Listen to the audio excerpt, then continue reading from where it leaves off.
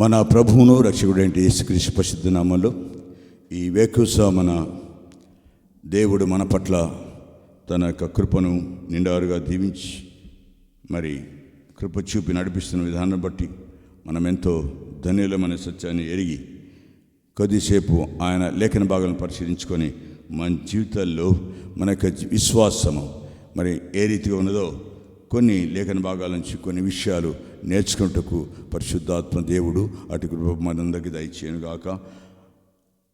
అపోస్తలుడైన పౌలు రోమీయులకు రాసిన పత్రిక 10వ అధ్యాయం 17వ వచనం చూసినట్లయితే ప్రియబిడ్డలారా గమనించండి. కాగా వినుట వలన విశ్వాసము కలుగును, వినుట క్రీస్తును గూర్చిన మాట వలన కలుగును అని భక్తుడైనటువంటి పౌలు మరి రోమా సంఘానికి తెలియజేస్తున్నాడు.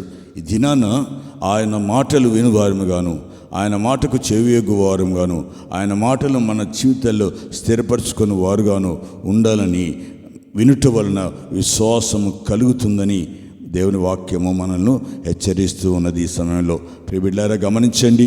దేవుడు మన పట్ల కలిగి ఉన్నటువంటి ఉద్దేశాలను మనము వింటున్నప్పుడు మన హృదయాలు తెప్పరిల్లాలి, మన హృదయాలు ఆయన కొరకు ఎదురు చూడాలి, ఆయన మాటల కొరకు మన మనస్సును కేంద్రీకరించాలి. ప్రియబిడ్డలారా గమనించండి, మనము కలిగి ఉన్నటువంటి ఈ యొక్క జీవితం, మనము జీవిస్తున్నటువంటి ఈ జీవితం ఎంత మరి మరి ఉన్నతమైనదో మరి ఆలోచించేవారుగా ఉండాలి. ఈ దినాన అనేకులు, ఈ దినాన అనేక మంది ఈ జీవితాలను కోల్పోయి వారు మృతులై మరి పాతాళమునకు అప్పజెప్పబడిన వారుగా ఉంటున్నారు. కొంతమంది దేవుని సన్నిధికి పిలువబడిన వారుగా ఉంటున్నారు. ఈ దినాన మనము ఆయుష్కాలం ఇచ్చి, ఆహారం ఇచ్చి, అద్భుతమైనటువంటి మన జీవితాన్ని గడుపుకున్నట్టుకు సజీవులకు కొలించినటువంటి సజీవుడైన యేసు మాటలు మనం వినట్లుగా మనము ఆ రీతిగా మన జీవితాలను తెప్పరిల్లు చేసుకున్నట్లు పరిశుద్ధాత్మ దేవుడు మన కుటుంబాలను ఆ రీతిగా కట్టునట్లుగా మరి దేవుని మాటలు విందాం. ప్రియబిడ్డలారా, మన జీవితాల్లో దేని ఆధారం చేసుకొని మనం జీవిస్తున్నాము, దేన్ని చూసి మన యొక్క గర్వము, దేన్ని చూసి మనకున్నటువంటి ఆ యొక్క మరి విపరీతమైనటువంటి ఆశ కోరికలు ఎలా ఉన్నాయంటే మనకు మరి దేవుడు అంటున్నాడు. మరి సామెతల గ్రంథంలో ఒక మాట, చక్కని మాట ఉంటుంది. సామెతల గ్రంథం 3వ అధ్యాయము 5-6 వచనాలు మనం చూసినట్లయితే సొలొమోను రాస్తున్నాడు, జ్ఞానైన సొలొమోను రాస్తున్నాడు ఏంటంటే, నీ స్వబుద్ధిని ఆధారం చేసుకొనక అంటున్నాడు. నీ స్వబుద్ధిని ఆధారం చేసుకొనక నీ పూర్ణ హృదయంతో యెహోవా యందు నమ్మకించుము, నీ ప్రవర్తన అంతటి యందు ఆయన అధికారమునకు ఒప్పుకొనుము, అప్పుడు ఆయన నీ త్రోవలను సరళము చేయును. ఇది మన జీవితంలో మన యొక్క మార్గములన్నీ, మన యొక్క నడకలన్నీ, మన త్రోవలన్నీ సరళం లేకుండా మరి చీకటి ప్రాంతాల్లో, చీకటి త్రోవలలో నడుస్తున్నట్లయితే దేవుడు అంటున్నాడు, మరి ఆయన జ్ఞాని అయినటువంటి సొలొమోను అంటున్నాడు ఏమంటుంటే, మన స్వబుద్ధిని ఆధారం చేసుకొనకూడదట. మరి మన స్వబుద్ధిని ఆధారం చేసుకున్నట్లయితే మనము చీకటిలో బ్రతికేవారుగా ఉంటాము, చీకటిని ఆహ్వానించిన వారుగా ఉంటున్నాము, చీకటిని మన హృదయాల్లో ఉంచుకునే వారుగా ఉంటాం. పరిశుద్ధుడైనటువంటి దేవుణ్ణి కలిగిన నీవు నేను ఈ దినాన మన స్వబుద్ధిని ఆధారం చేసుకొనక దేవుని యందు ఆధారం చేసుకొని దేవునితో పూర్ణ హృదయముతోనూ, పూర్ణ ఆత్మతోనూ, పూర్ణ బలముతోనూ ఆయనను ఆరాధించినప్పుడు, ఆయన స్తుతించినప్పుడు, ఆయన సన్నిధిలో మొరపెట్టినప్పుడు మన త్రోవలను ఆయన ఏం చేస్తాడంటే ఆయన మనల్ని త్రోవలను సరళం చేసే దేవుడుగా ఉంటున్నాడు. అవును తండ్రి, ఆయన యెహోవా యందు నమ్మకించుము అని అంటున్నాడు. నీ ప్రవర్తన అంతటి యందు ఆయన అధికారమునకు ఒప్పుకోవాలి. ఇది నన్ను ఒప్పుకునేటువంటి మనసు లేని వారుగా ఉంటున్నారు, ఒప్పుకునేటువంటి మరి హృదయాలు లేని వారుగా ఉంటున్నారు. ఎంతకాలము ఆయన కలిగి ఉండి కూడా, ఆయనను విశ్వసిస్తూ కూడా, ఆయన యందు భయభక్తులు చూపిన వారు కూడా తమ స్వబుద్ధిని ఆధారం చేసుకొని జీవితాలను కొల్లగొట్టుకుంటున్నారు. ఈ జీవితాల్లో ఎందుకు నెమ్మది లేదు, ఎందుకు మనశ్శాంతి లేదు, ఎందుకు సమాధానం లేదంటే వారి స్వబుద్ధిని ఆధారం చేసుకుంటున్నారు. ప్రియబిడ్డలారా గమనించండి, ఈ ఉదయకాల సమయంలో వేకువజామున మనతో మాట్లాడుతున్న మాట ఏంటంటే, యేసయ్య మాట్లాడుతున్న మాటలు ఏంటంటే, మన స్వబుద్ధిని ఆధారం చేసుకోకూడదు, మన ప్రవర్తన అంతటిని ఆయన సన్నిధిలో ఒప్పుకోవాలి. కాబట్టి ఏమాత్రం మనము మరి దేవుని మాటలు నిర్లక్ష్యం పరచగా ఆయన సన్నిధిలో మనము ఒప్పుకునే వారంగా ఉండాలి. ఆయన సన్నిధిలో ఆయన అధికారానికి సమస్తం ఒప్పుకునేవారుగా ఉండాలి. మనం ఆయన సన్నిధిని మరి నమ్మదగిన వాడు కాబట్టి ఆయనను మన హృదయంలో స్థిరముగా ఉంచుకోవాలి. ఆయన మాటలకు చెవియొగ్గాలి. ఆయన మాటలు మనము మరి వినేవారముగా కాక విని విడిచిపెట్టేవారము కాక మన హృదయాల్లో భద్రపరచుకోవాలి. ప్రియబిడ్డలారా, గమనించండి, మన స్వబుద్ధిని ఆధారం చేసుకొనకూడదు. మన స్వబుద్ధిని ఆధారం చేసుకున్నట్లయితే ప్రియబిడ్డలారా, మన త్రోవలు చీకటిలో ప్రయాణం చేస్తాయి. మన ప్రవర్తన అంతటి ఆయన అధికారం ఒప్పుకున్నట్లయితే మన త్రోవలు వెలుగులో నడుస్తాయి.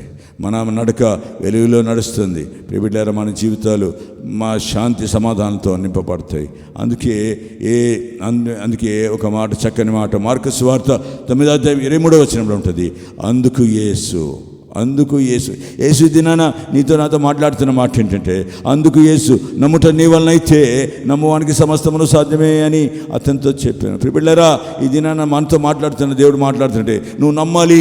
యేసే నిజ దేవుడని, యేసే నిజ రక్షకుడని, నా జీవితాన్ని కట్టువాడని, నా జీవితాన్ని మార్చేవాడని, యేసు నిజమైన దేవుడని నువ్వు నమ్మినట్లయితే సమస్తము సాధ్యపడుతుంది. ప్రియబిడ్డలారా, మార్కు సువార్తలో ఉన్నటువంటి మాట మన హృదయాల్లో స్థిరపరచబడునుగా. కాబట్టి ఈ సమయంలో దేవుని వాక్యమునకు మనం చెవియొగ్గాలి. దేవుని మాటలు మనం వినేవారుగా ఉండాలి. కాబట్టి కొరింథీ రాసిన పత్రికలో కొరింథీయులకు 2వ పత్రిక రాసినట్టు పత్రికలో 5:17 చక్కని మాట పౌలు గారు మాట్లాడుతున్నారు. కాగా ఎవడైనను క్రీస్తునందున్న యెడల వాడు నూతన సృష్టి, పాతవి గతించెను, ఇదిగో సమస్తమును కొత్తవాయన అనే మాట. ఎవడైనను క్రీస్తునందున్న యెడల, మనము ఎప్పుడైతే క్రీస్తును నమ్మి ఆయనకు సమస్తం సాధ్యమని ఎప్పుడైతే మన హృదయ విశ్వాసాన్ని దృఢంగా ఉంచుకుంటామో అప్పుడు వాడు నూతన సృష్టిగా మారుతాడు. ప్రియబిడ్డలారా, గమనించండి, గత జీవితాన్ని మర్చిపోతారు. ఎందుకంటే ఆయన పరిశుద్ధపరుస్తాడు. ఆయన రక్తము పరిశుద్ధపరిచేది, ఆయన రక్తము పవిత్రపరిచేది, ఆయన రక్తము మనల్ని శుద్ధీకరించేది, మన పాపముల నుండి, మన యొక్క సబుద్ధి నుండి, సమస్తం నుండి ఆయన విడిపించే దేవుడుగా ఉంటున్నాడు. కాబట్టి మనము ఆయన యందు నూతన సృష్టిగా ఉండాలంటే పాతవి గతించనని వాటి జోలికి పోక ఆయన ఒప్పు చూసేటువంటి కన్నులు నేను కలిగి ఉండాలని దేవుడి సమయంలో నీతో నాతో మాట్లాడుతున్నాడు. ప్రియబిడ్డలారా, గమనించండి. ప్రియబిడ్డలారా, దేవుని మాటలు ఎప్పుడు నిరర్థకం కాదనే సత్యాన్ని నేను ఎరగాలి. ఈ సమయంలో దేవుడు చెప్పిన మాట, మరొక మాట లూకా సువార్తలో 1:37 ఉన్న మాట ఏంటంటే, దేవుడు చెప్పిన ఏ మాట అయినా నిరర్థకం కానేరదని ఆమెతో చెప్పాను. ప్రియబిడ్డలారా, గమనించండి, అక్కడ ఒక స్త్రీతో అంటున్నాడు. ఏమంటున్నాడంటే, ఈ దినాన్ని నీతో నాతో మాట్లాడుతున్న మాట అంటే, ఆయన మాట్లాడుతున్న మాటలు ఏ మాట అయినను నిరర్థకము కానేరదని ఆమెతో చెప్పాను. ఈ దినాన్ని నీతో నాతో మాట్లాడుతున్న మాట ఏంటంటే, ఆయన మాటలు నిరర్థకము కావు. పైన చదువుకున్న మాట ఏంటంటే, ఏమంటున్నాడు, నమ్ముట నీ వలనైతే నమ్మువానికి సమస్తము సాధ్యమే. నమ్మాలి, ఆయన విశ్వాసం ఉంచాలి. దేవుడు చెప్పిన ఏ మాట అయినను నిరర్థకము కానేరదని ఆమెతో చెప్పాను. ఇది నీతో నాతో మాట్లాడుతున్న మాట ఏంటంటే, మనం వింటున్న మాటలు, ఆయన మాట్లాడుతున్న మాటలు ఏ మాట కూడా నిరర్థకం కాదనే సత్యాన్ని నేను ఈ సమయంలో గమనించమని, ఆలోచించమని ప్రభుపేట మిమ్మల్ని కోరుతున్నారు. మత్తయి సువార్త 9:29 మాట ఏంటంటే, వారు నమ్ముచున్నాము అన్నారు. నమ్ముచున్నాము ప్రభువా అని ఆయనతో చెప్పిరి. అప్పుడు ఆయన వారి కన్నులు ముట్టి, మీ నమ్మకము చొప్పున మీకు కలుగునుగా కానీ చెప్పేంతలోనే వారి కన్నులు తెరవబడిన. గుడ్డివారు ఆయన సన్నిధిలో మరి నిలిచినప్పుడు, ప్రియబిడ్డలారా, గమనించండి, వారు నమ్ముచున్నాం ప్రభువాను. నువ్వు నమ్ముచున్నావా? ఇది నా దేవుని మాటలు మరి చెవిన పెడుతున్నావా? ఆయన సన్నిధిలో నిజమైన దేవుడు యేసు ప్రభువే అని నువ్వు నమ్ముచున్నట్లయితే, నీ గుడిదనమైనటువంటిదైనా, నీ శోధనైనా, నీ బాధ అయినా, నీ దుఃఖమైనా, నువ్వు ఏ విషయంలో నువ్వు కలవరపడుతున్నావో, ఆందోళన పడుతున్నావో, అటువంటి వాటి నుండి దేవుడు నీకు నమ్మినట్లయితే నీ నమ్మిక చొప్పున నీకు మేలు కలుగుతుంది. చెప్పినంతలోనే వారి కన్నులు తెరవబడెను. ఈ దినాన ఆయన మాటలు నువ్వు గమనించినట్లయితే, ఆయన మాటలు నువ్వు నమ్మినట్లయితే, ఖచ్చితంగా నీ జీవితంలో ఏదైతే నువ్వు పోగొట్టుకున్నావో, ఏదైతే మరి వెతుకుతున్నావో అవన్నీ నీకు దొరుకుతాయన్న సత్యాన్ని ఈ ఉదయకాల సమయంలో దేవుడు నీతో నాతో మాట్లాడుతున్నాడు. గమనించండి ప్రియబిడ్డలారా, ఆయన యందు నమ్మకం ఉంచాలి. ఆయన యందు మనం నమ్మకం ఉంచినట్లయితే ఆయన నమ్మదగిన వాడు. కాబట్టి ఈ సమయంలో ఏమాత్రం నిర్లక్ష్యపరచక ఆయన మాటలు వినుట వలన విశ్వాసం కలుగునాను. మరి విశ్వాసం అన్నది ఏంటంటే హెబ్రీయులకు రాసిన పత్రికలో చూస్తాం 11వ మొదటి వచనంలో, విశ్వాసమునున్నది నిరీక్షింపబడు వాటి యొక్క నిజ స్వరూపమును అదృశ్యమైనవి ఉన్నట్టుకు రుజువై ఉన్నది. విశ్వాసమునది నిరీక్షింపబడు వాటి యొక్క నిజ స్వరూపం. అది నీ విశ్వాసము నిరీక్షణ కలిగి ఉండాలి. నీ విశ్వాసం ఎందు నిరీక్షింపబడి ఉండాలి. ఆయన నిజమైన దేవుడని, ఆయన పునరుద్ధానుడని, ఆయన తిరిగి రాబోతున్నాడని నువ్వు ఆయన కొరకు ఎదురు చూసేటువంటి నిరీక్షణ కలిగిన వాడుగా నువ్వు ఉన్నట్లయితే అది రుజువవుతుంది. ఏమని అంటే నీ విశ్వాసం బలమైనదని.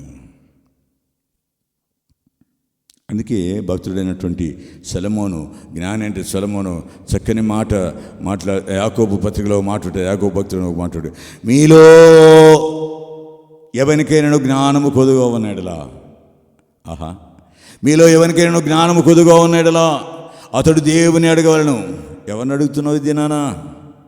నీకు జ్ఞానము కొదుగా ఉందంటే, నీకు తెలివి తక్కువగా ఉందంటే, నువ్వు బ్రతకాలనేటానికి మార్గం సరళం చేసుకోవడానికి తెలివి లేదు, జ్ఞానం లేదంటే ఎవరిని అడగాలి?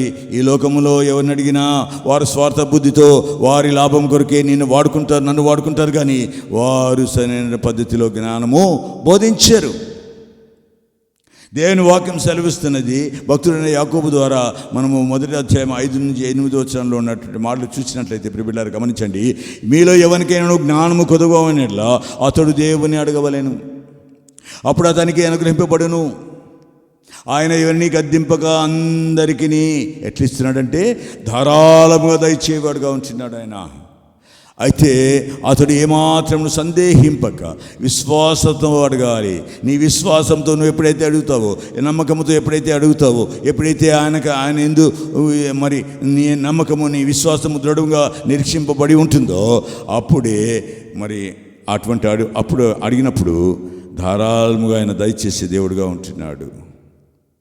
అటువంటి దేవుని నేను కలిగి ఉన్నాం ఈ సమయంలో. గమనించండి, దేవుడు ఎవరికి అన్యాయం చేటుకు ఆయన నరుడు కాడు. అయితే అతడు ఏమాత్రం సందేహింపక విశ్వాసంతో అడగాలి. నేను విశ్వాసంతో ఆయన సన్నిధితో మొరపెట్టినప్పుడు మనకున్నటువంటి సందేహములన్నీ ఆయన దహించి వేసి సమాధానం సంతోషం దయచేసేవాడుగా ఉంటున్నాడు. సందేహించువాడు గాలి చేత రేపబడి ఎగిరిపడు సముద్ర తరంగమును పోలి ఉంటాడట. సందేహం ఉండకూడదు. ఆయన కార్యములు అద్భుత కార్యములని, ఆయన కార్యములు ఆశ్చర్యకార్యములని నమ్మున్నట్లయితే సమస్తం ధారాళంగా దయచేసేవాడని నేను అటువంటి మనస్సును ఆయన ఎందు స్థిరపరిచినప్పుడు మన విశ్వాసము చొప్పున అనేకమైనటువంటి మరి అద్భుత కార్యములు మన జీవితాల్లో చూసేవారుగా ఉంటున్నామనే సత్యాన్ని ఈ వేకోసామన దేవుడు నీతో నాతో మాట్లాడుతున్నాడు. గమనించండి, అట్టి మనుష్యుడు ఎలా ఉండాలి? దిమనస్కుడై తన సమస్త మార్గముల యందు అస్థిరుడు గనుక ప్రభువు వలన తనకేమైనా దొరుకునే తలంచుకొనరాదు. దిమనస్కు ఉండకూడదు, రెండు మనసులు ఉండకూడదు. ప్రియబిడ్డారా, లోకము ఒకవైపు, దేవుడు ఒకవైపు ఉంటే అటువంటి మనిషికి తన కార్యములు మరి కనపడవు.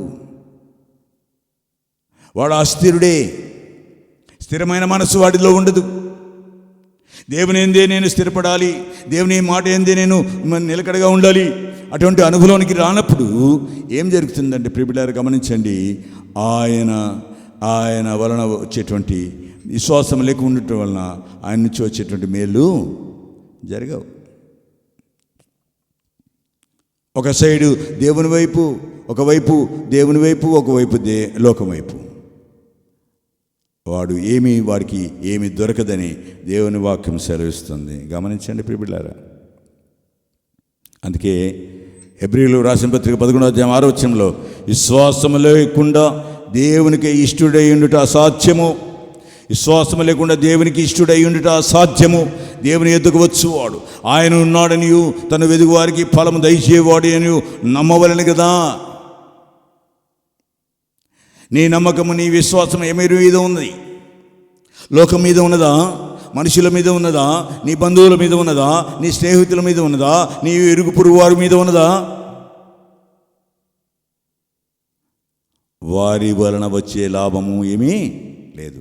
ఎప్పుడైతే విశ్వాసం లేకుండా దేవుని సన్నిధిలో నువ్వు ఏమి అడిగినా, నువ్వు ఏది మొరపెట్టినా, ఏది గోజాడినా, ఏ విషయంలో నువ్వు విలపించినా దానికి సమాధానము దొరకదు. నీ విశ్వాసము దేవునికి ఇష్టమైనదిగా ఉండాలి. అందుకే అంటున్న మాట ఏంటంటే, అపోస్తలుడైన పౌలు హెబ్రీయులకు రాస్తున్న మాట ఏంటంటే, విశ్వాసము లేకుండా దేవునికి ఇష్టడై ఉండుట సాధ్యము. దేవుని ఎద్దుకు వచ్చేవాడు ఆయన ఉన్నాడనియు, తను వెదుకు వారికి ఫలము దయచేవాడనియు నమ్మవలెను కదా.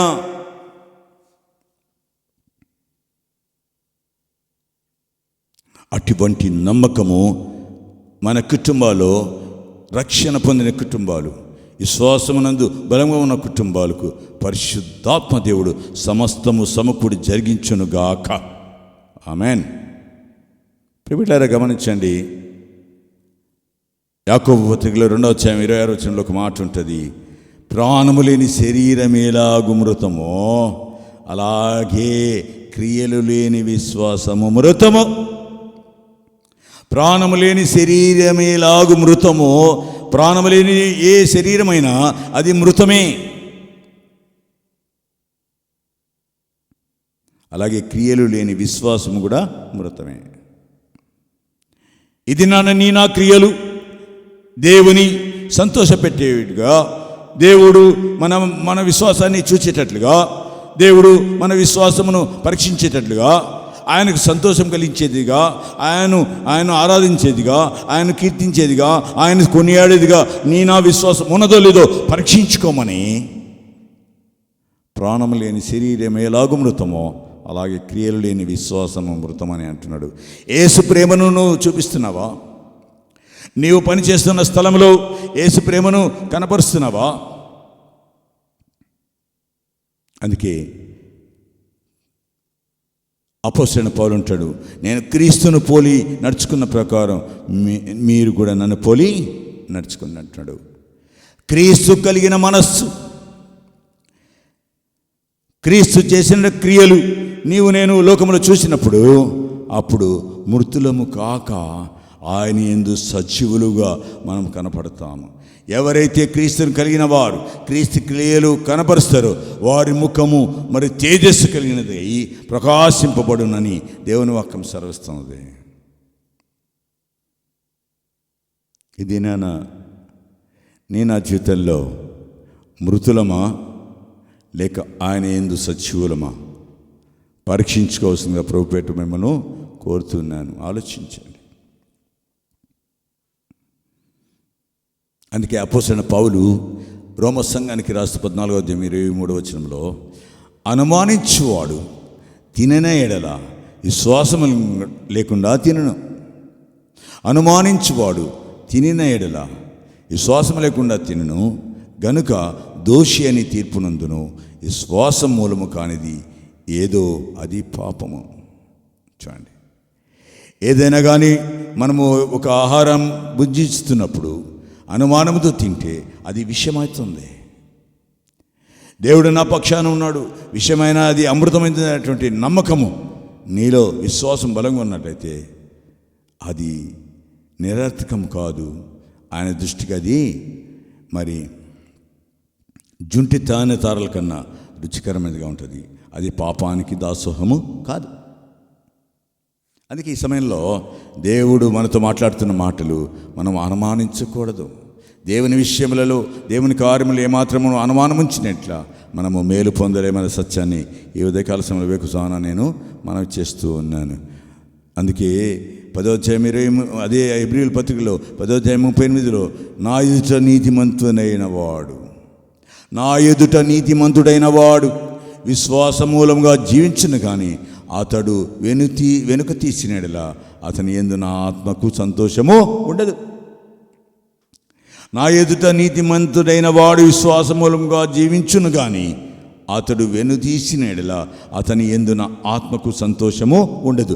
నీవు యేసును ఎరిగిన వాడవై, క్రీస్తును కలిగిన వాడవై, రక్షణ అనుభవంలో జీవిస్తున్న వాడవై, పశ్చాత్తాపం కలిగిన వాడవై, ఆయన విశ్వాసమందు స్థిరమైన వాడవై జీవించినట్లయితే ఆయన ఆత్మకు సంతోషం ఉంటుంది. అన్ని మేలు పొంది అన్ని పొందుకున్న తర్వాత దేవుడు నాకేమిలే, నేనే దేవుణ్ణని గర్వపడినట్లయితే ప్రియబిడ్డలారా, ఆయన ఆత్మకు సంతోషము ఉండదు. దేవుని సంతోషపరిచే వారుగా ఇది నాన్న లేనినట్లయితే హెచ్చరిస్తున్నాడు. ఆయన సంతోషపెట్టే ఆత్మ నువ్వు కలిగి ఉన్నావా? ఆయన సంతోషపరిచేటువంటి జీవితం నువ్వు నేను జీవిస్తున్నామా? ఆయన సంతోషపెట్టేటువంటి నడకలు మనలో ఉన్నవా? ఆయన సంతోషపెట్టేటువంటి కనుచూపులు మనలో ఉన్నవా? ఆలోచించమని ప్రభుపేట మిమ్మల్ని కోరుతూ ఉన్నాను. క్రియలు లేని విశ్వాసం మృతం. గమనించండి ప్రియుల. అందుకే యోబు గ్రంథంలో భక్తుడైన యోబు, ఉజు దేశంలో అంత ధనవంతుడు, ఎంత యథార్థవంతుడు లేడు.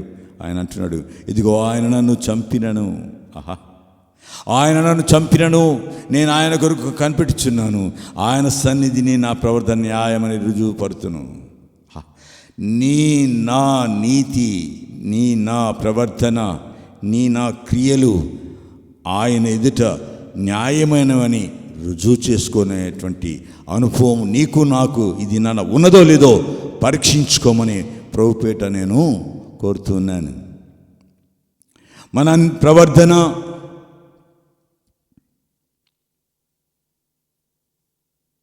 ఇది నాన్న మరణమునకు అప్పగించినను ఏమాత్రము నేను తొనకనని, కలవరపడనని మరి చక్కని మాటలు భక్తుడైన యోబు మాట్లాడుతున్నాడు పరిశుద్ధ గ్రంథంలో. గమనించండి ప్రియబిడ్డలారా, ఆయన నమ్మదగిన వాడు. ఆయన నమ్మకమునకు ఏమాత్రము మరి విశ్వాసమును తొనకక స్థిరమైన మనసు కలిగి ఉండేవారుగా ఉండాలి. అందుకే ఆయన మన క్రియలు, మన ప్రవర్తన సమస్తము ఆయన కనిపెట్టి చూచినప్పుడు ఆయన సన్నిధిలో న్యాయమని రుజువుపరుచుకునేటువంటి జీవితము పరిశుద్ధాత్మ దేవుడు మనందరికీ అటువంటి కృప దయచేయునుగాక. ఆమెన్. ప్రియబిడ్డలారా, పరిశుద్ధ గ్రంథంలో ఇంకా కొన్ని మాటలు మనం చూస్తాం. రండి, యెషయా గ్రంథం, ప్రవక్త అయినటువంటి యెషయా గ్రంథం 30వ అధ్యాయం 15వ వచనంలో చక్కని మాట దేవుడు రాయిస్తున్నాడు. ఏంటంటే, ప్రభువును ఇశ్రాయేలు యొక్క పరిశుద్ధ దేవుడునగు యెహోవా ఇలాగు సెలవిచ్చుచున్నాడు, మీరు మరలి వచ్చి ఊరకునుట వలన రక్షింపబడెదరు. మీరు మరలి వచ్చి ఇంకా లోకమైనటువంటి జీవితములు జీవిస్తున్నట్లయితే, ఇంకా లోకాశలకు నీ మనసు ఊగుతుంటే, ఇంకా ఈ లోకం వైపు చూస్తూ జీవితాన్ని నీవు నాశనం చేసుకుంటుంటుంటే తిరిగి రమ్మని పిలుస్తున్నాడు. మరలా తిరిగి వచ్చి ఊరక ఆయన సన్నిధిలో మొరపెట్టాలి. ఇశ్రాయేలుకు చెప్తున్నది అది.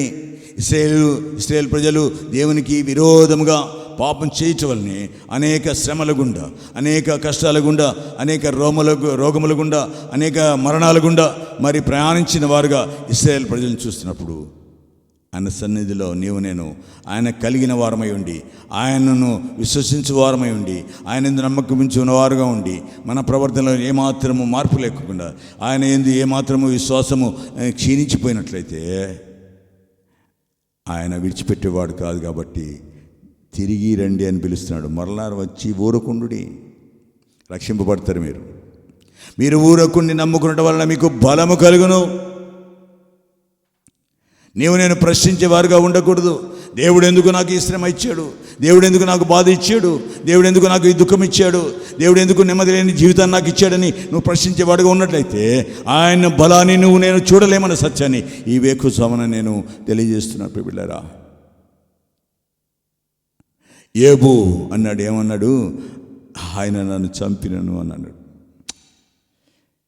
అంటే ఆయన శ్రమలను మరి దుఃఖమును అనేక కోల్పోయినప్పటికీ ఏమాత్రము మరి ఆయన కలవరపడలేదు. యోబు ఏమాత్రము కృంగిపోలేదు. ప్రియబిడ్డలారా, మరణకరమైన రోగం వచ్చినప్పటికీ ఏమాత్రము కృంగిపోక దేవుని ప్రశ్నించలేదు. ఇదేనా ప్రశ్నించేవారుగా నీవు నేను ఉన్నట్లయితే ఆయన బలమును మనము చూడలే. ఆయన బలం మనకు కలగదు. అందుకే అంటున్న మాట అంటే, ప్రభువును ఇశ్రాయేలు యొక్క పరిశుద్ధ దేవుడు యెహోవా ఇలాగ సెలవిచ్చినాడు, మీరు మరలి వచ్చి ఊరుకుండుట వలన రక్షింపబడెదరు. మీరు ఊరకుండుడి, నమ్ముకున్నట వలన మీకు బలము కలుగును. బలము కలుగుతుంది. గమనించండి ప్రియబిడ్డలారా, దేవుడు అన్యాయస్తుడు కాదు. మన విశ్వాసం ఆయన యందు ఎలాగున్నది గమనిస్తారా? ఆలోచిస్తారా? ఆయన నమ్ముకొనదగిన దేవుడు. ఆయన మహాబలము గల దేవుడు. నీకు నాకు బలమిచ్చే దేవుడుగా ఉంటున్నాడు. అందుకే ప్రియబిడ్డలారా గమనించండి, మనము నమ్మదగని వారమైనను, చూడండి ప్రియబిడ్డలారా, మనము నమ్మదగని వారమైనను ఆయన నమ్మదగిన వాడుగా ఉండును. ఆయన తన స్వభావమునకు విరోధంగా ఏదియో చేయలేడు. మనుష్యుడే అనేక మార్లు దేవుడు ఎన్ని గొప్ప కార్యములు చేసినా, ఎన్ని అద్భుత కార్యములు చేసినప్పటికీ మనుష్యుడు ఏం చేస్తున్నాడే, దేవునికి వ్యతిరేకమైన కార్యములు చేసి తన జీవితంలో సంతోషము సమాధానము కోల్పోయి, ఇది దేవుడు నాకేం చేశాడు అన్నటువంటి ప్రశ్నించేటువంటి స్వభావము, అటువంటి మనస్సు ఉన్నదేమో. నేను నమ్మకపోయినా ఆయన నమ్మదగిన వాడుగా ఉండుంటాడు. ఆయన తన స్వభావనకు విరోధంగా ఏది చేయలేడు. నీ పక్షాన నా పక్షాన ఆయన వ్యాజ్యం వాడుగా ఉంటున్నాడు. నీ పక్షాన నా పక్షాన ఆయన మేలు చేయవాడుగా ఉంటున్నాడు. నీ పక్షాన నా పక్షాన మన జీవితాన్ని కట్టేవాడుగా ఉంటున్నాడు ఆయన.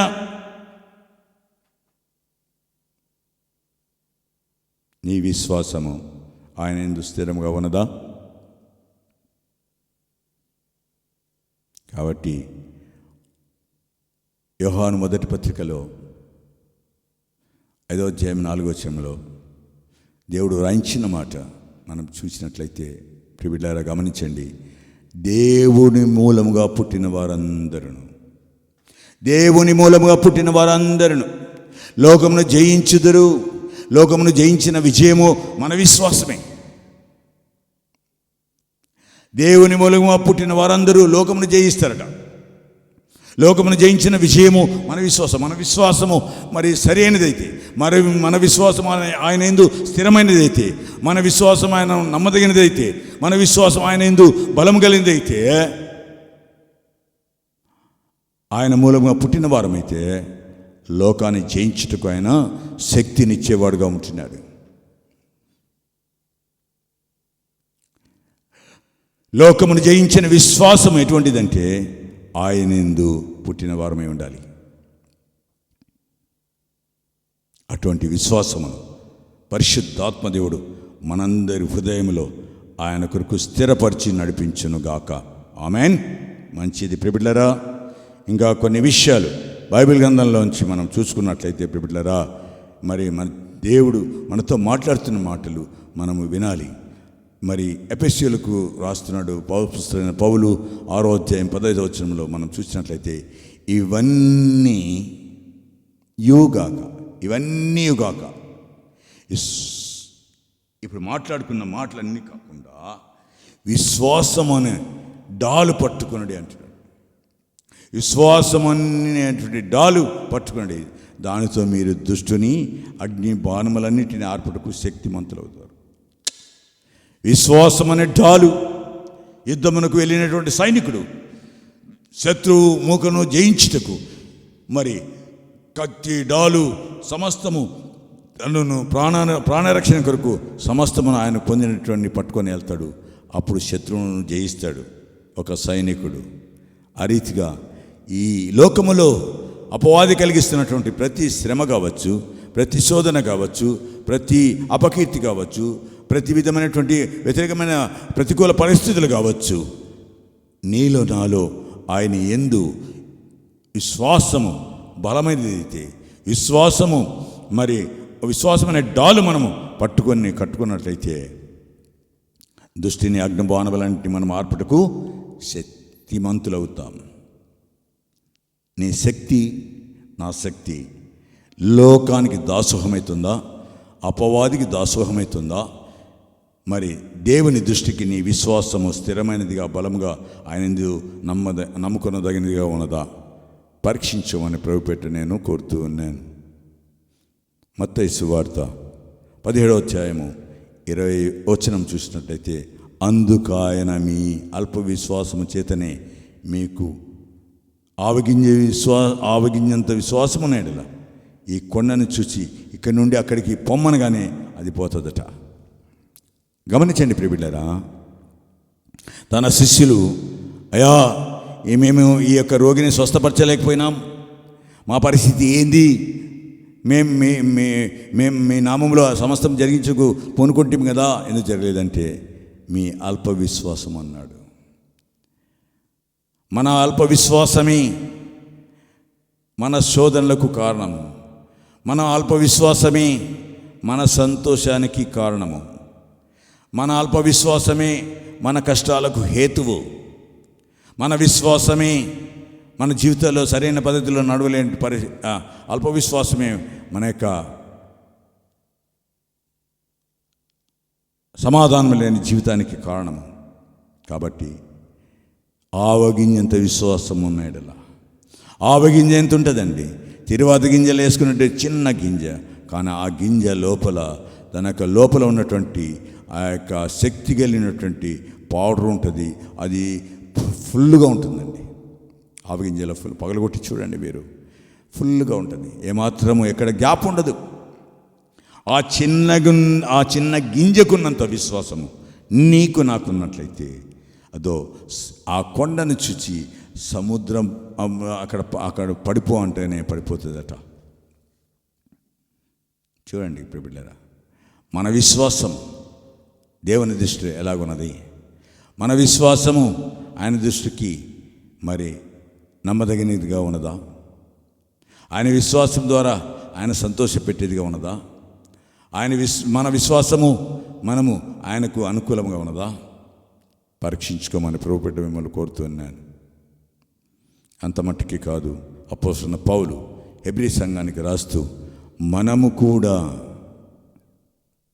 చూడండి హెబ్రీలకు రాసిన పత్రిక 12వ అధ్యాయము 2వ వచనంలో ఉంటుంది, మనము కూడా ప్రతి భారమును సులువుగా చిక్కులబెట్టి పాపమును విడిచిపెట్టి విశ్వాసమునకు కర్తయు దాని కొనసాగించువాడునైన యేసు వైపు చూచుచు మన ఎదుట ఉంచబడిన పందెములో ఓపికతో పరిగెత్తుదము.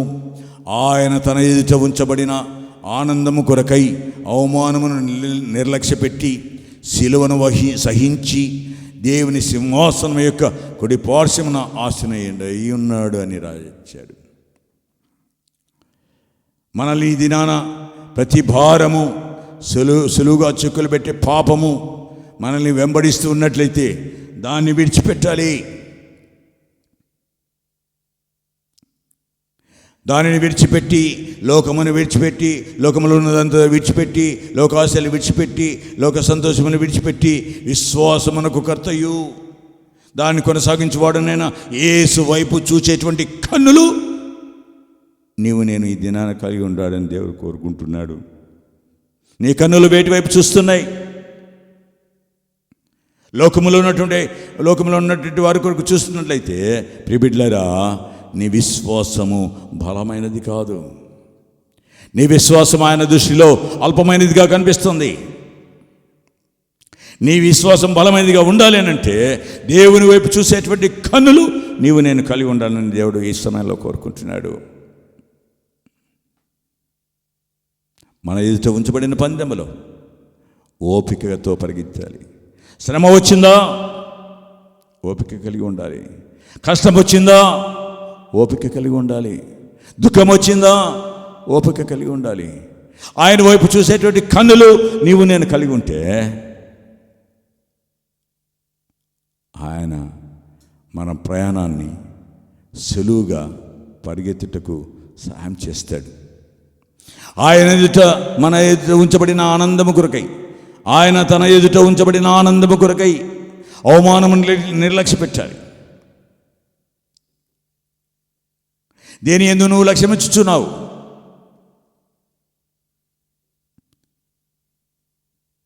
ఆలోచించమని ప్రభుపేట కోరుతున్నాను. సిలువను సహించి దేవుని సింహాసనం యొక్క కుడి పార్శ్వమున ఆసీనుడై ఉన్నాడు ఆయన. ఆయన కొరకు, ఆయన రాకడ కొరకు, ఆయన ఉద్దేశముల కొరకు, ఆయన విధుల కొరకు, ఆయన క్రియల కొరకు నీవు నేను ఎప్పుడైతే ఆసక్తితో మరి ఓపికతో మనము మన జీవితం అనేటువంటి పరుగు పందెంలో పరిగెత్తుతామో ఆయన ఇచ్చేటువంటి ఆ యొక్క ఉన్నతమైనటువంటి మరి ఆ యొక్క సంతోషము, ఆనందము నీవు నేను పొందుకుంటామన్న సత్యాన్ని ఈ ఉదయకాల సమయంలో వేకుజామున నీతో నాతో మాట్లాడుతున్నాడు. ఆలోచిస్తావా? ఏటి వైపు చూస్తున్నాయి నీ కనులు? వేటి వైపు నీ కనులు చూస్తున్నాయి ప్రియబిడ్డలారా, గమనించండి. కాబట్టి భక్తుడైనటువంటి పౌలు రోమీయ సంఘానికి రాస్తూ 5వ అధ్యాయం 1వ వచనంలో, కాబట్టి విశ్వాసము మూలమున మనము నీతిమంతులుగా తీర్చబడి మన ప్రభువైన యేసుక్రీస్తు ద్వారా దేవునితో సమాధానము కలిగి ఉందము. కాబట్టి విశ్వాసం మూలమున మనము నీతిమంతులుగా తీర్చబడ్డాము. కాబట్టి విశ్వాసం మూలముగా మనము నీతిమంతులుగా తీర్చబడ్డాము. కాబట్టి మన ప్రభువైన యేసుక్రీస్తు ద్వారా దేవునితో సమాధానం కలిగి ఉందాము. రండి,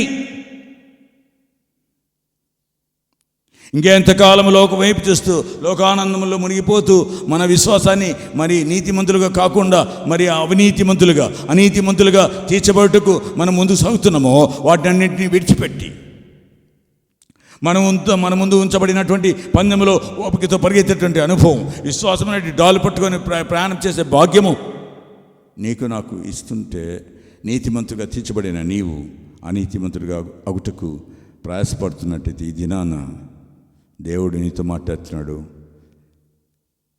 నీతిమంతునిగానే జీవించటానికి ప్రభు సాయం చేస్తాడు. ఆయన సన్నిధిలో ఒప్పుకుంటావా? ఆయన సన్నిధిలో ఆయన కొరకు ఎదురు చూస్తావా? ఆయన మాటలు నీ చెవిని పెట్టుకొని నీ హృదయం అనే పలక మీద రాసుకొని మరి భద్రపరచుకుంటావా? అయితే దేవునితో సమాధానం కలిగి ఉంటాం.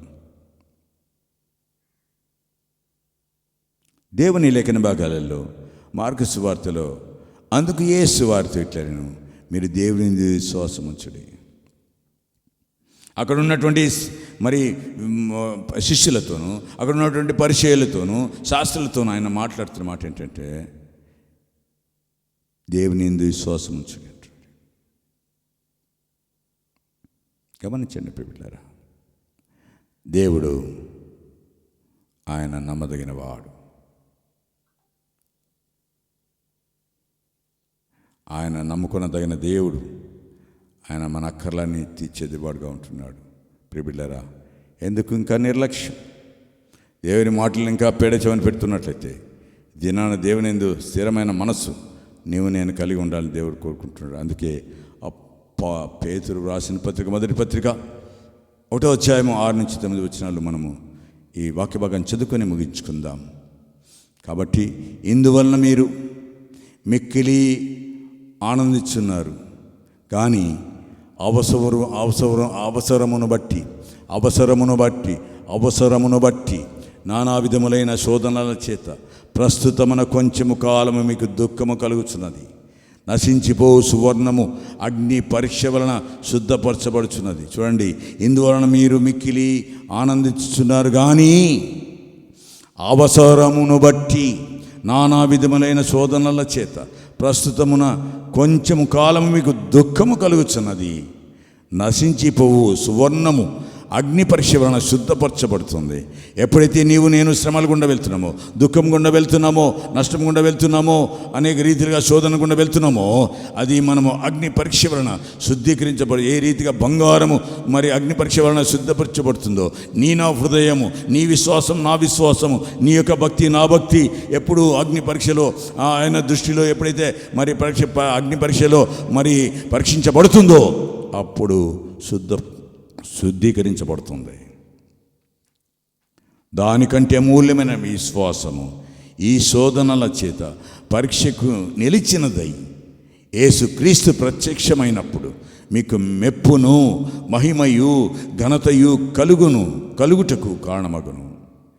మనం ఎప్పుడైతే వీటన్నిటిని సహిస్తామో, ఎప్పుడైతే ఆయన మాత్రమే మన దృష్టి ఉంచుతామో, ఆయన ఇందే మన కన్నులు ఎప్పుడు చూస్తూ ఉంటాయో, మరి ఆయన ప్రత్యక్షమైనప్పుడు మనకు కలిగేటువంటి మెప్పు ఎటువంటిదంటే మహిమ, ఘనత, మెప్పు ఇవన్నీ కలుగుతాయి. మీరు ఆయనను చూడకపోయినను ఆయనను ప్రేమించుచున్నారు. ఇప్పుడు ఆయనను కనులారా చూడకయ్యే విశ్వసించుచు మీ విశ్వాసమునకు ఫలమును అనగా ఆత్మరక్షణను పొందుచు చెప్పనశక్యమును మహిమాయుక్తమునైన సంతోషము గలవారై ఆనందించుచున్నారు. నీ ఆనందము, నీ విశ్వాసము, నీ సంతోషము, విశ్వాసమునకు ఫలమును అనగా ఆత్మరక్షణను పొందుచు చెప్పనశక్యమును మహిమాయుక్తమునైన సంతోషం గలవారై ఆనందించుటకు అట్టి కృప పరిశుద్ధాత్మ దేవుడు మన కుటుంబాలన్నిటికీ, ప్రభు నమ్మిన వారందరికీ, నీతిమంతులైన వారందరికీ దయచేసి నడిపించి ఆశీర్వదించును కాక. Amen, amen.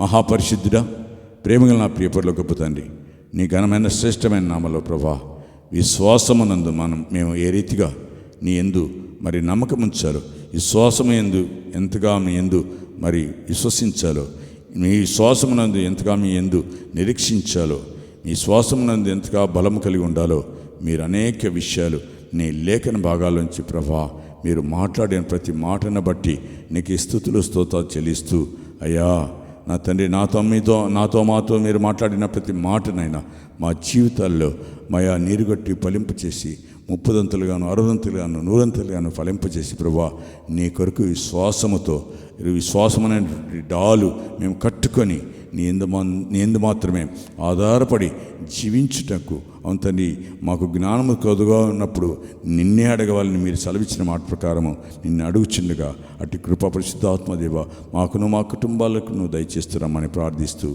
యేసు పరిశుద్ధ నామములో ప్రార్థించి వేడుకొని పొందుకున్నాను నా పరలోకపు తండ్రి. Amen, amen, amen. మన తండ్రి అయిన దేవునికి ప్రేమయు, కుమారుడైన యేసుక్రీస్తు యొక్క కృపయు, పరిశుద్ధాత్మిక అన్యోన్య సహవాసము మనతోనూ ఆయన బిడ్డలతోనూ ఈ లోకమంతటితోనూ ఇప్పుడు ఎల్లప్పుడూ సదాకాలం తోడేయండి నడిపించునుగాక. Amen, amen, amen.